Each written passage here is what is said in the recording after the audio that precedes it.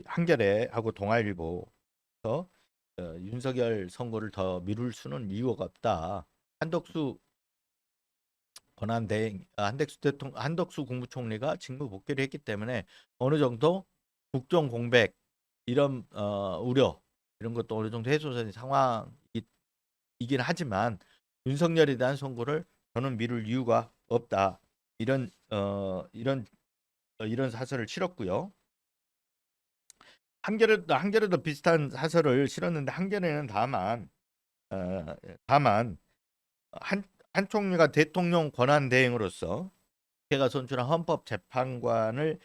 재판관 임명을 거부한 것을 파면 사유가 아니라고 이렇게 기각을 했는데 이 부분에 대해서는 참 이해하기 어렵다. 이렇게 비판을 했습니다.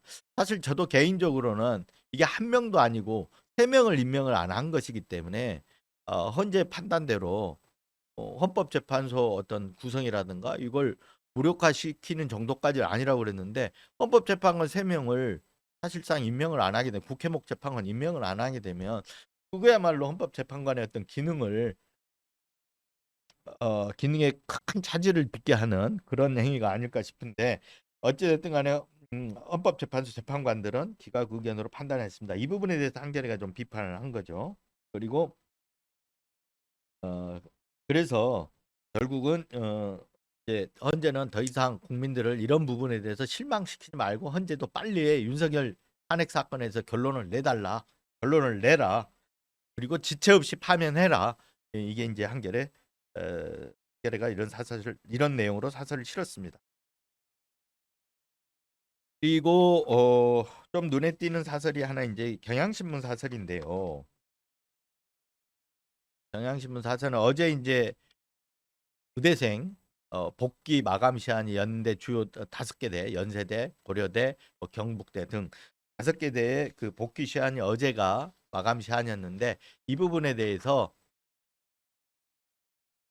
연세대 같은 경우 45% 정도가 지금 복귀를 정을 했다고 합니다. 그래서 결국 이제 뭐랄까요?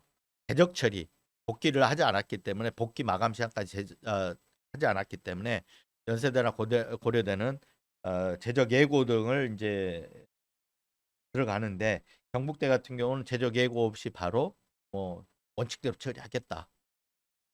이렇게 이제 각 대학들이 방침을 하고 있는데 그래서 경향신문은 복귀하는 대로 학생들의 복귀하는 대로 해서 의대생 교육을 정상화시켜야 된다. 이런 내용으로 치르면서 그 대한의사협회 같은 경우 여전히 반발을 하고 있는데 이런 의대생 집단 복귀에 대해서 그 미등록 압박하거나 못하게 압박하거나 그런 구태를 용납 말아야 된다. 이런 쪽으로 비판을 하면서 하루빨리 의대 교육을 정상화시켜야 된다. 이런 내용으로 사설을 눈에 좀 띕니다. 그 내일은 이재명 더불어민주당 대표에 대한 항소심 선고가 있습니다. 이 부분도 좀 많이 지켜봐야 될 부분인데요. 징역 1년에 집행유예 2년. 저는 이게 이제 무죄 가능성도 없지는 않다고 이렇게 보고 있고요. 중요한 게 어, 김문기 씨를 알았다 몰랐다 이 부분과 백현동 소외 협박을 받아가지고 백현동의 어떤 용도 변경을 해줬다. 이런 내용 두 가지인데요. 이 두 부분에 대해서 이제 내일 사법법 법원의 항소심 판단을 지켜봐야 되겠지만 1심 판단이 김문기를 알고 모르고 이거는 어떤 뭐랄까요?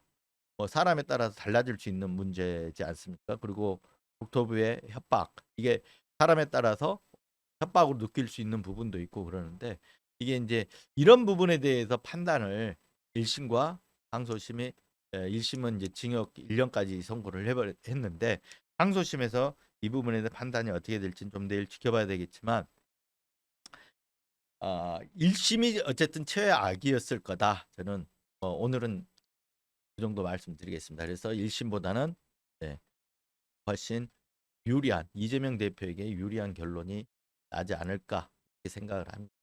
하지만 어, 이재명 대표는 이미 항소심 선고가 어떤 대권 도전에, 그러니까 그 대선 출마라든가 이런 어떤 일정에 문제 없다 이렇게 선을 하지 않았습니까? 그러니까 내일 항소심 선고와 관련 없이 계속해서 이제 정치 일정에 큰 문제가 큰 어떤 걸림돌이 되지 않는다는 것이죠. 하지만 이제 여론상으로 내일의 어떤 그 형량이라든가 이런 부분들은 여론에 미칠 영향은 있기 때문에 내일 항소심 선고가 주목되는 것이죠. 네. 내일 항소심 선고 지켜보고 내일은 고작 내일이 아니겠네요. 내일 오후에 나오기 때문에 모레는 제가 그 내용을 하나씩 지켜보면서 설명을 드리겠습니다.